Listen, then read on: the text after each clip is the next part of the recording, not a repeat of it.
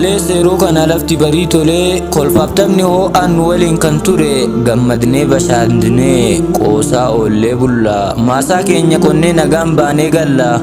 ollaa waliin nagaa biyya waliin nagaa lolan qabnu xiiqii asiiqii fachiiqii kolfinee taphannee gammachuun guutamna aanan ambuuqqannee daa'ima dabalanna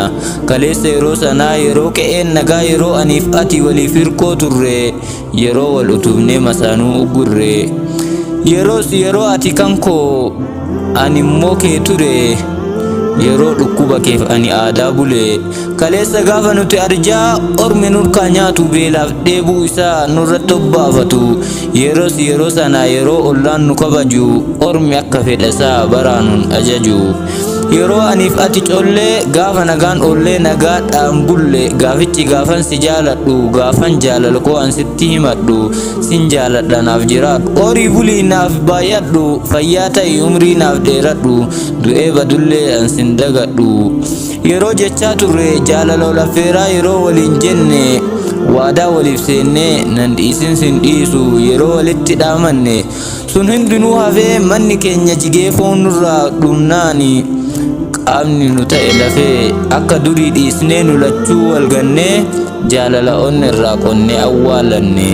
kan dur arjaa turre har'a beelaaf dirqamne qoonqoon goggogee dheebuun nu wattafe otoo qabnu dhabnee otoo nyaannu beelofne mana kolfaan guute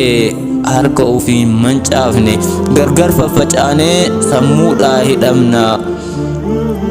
homaa fala dhabnee rakkinna ambuuqqanna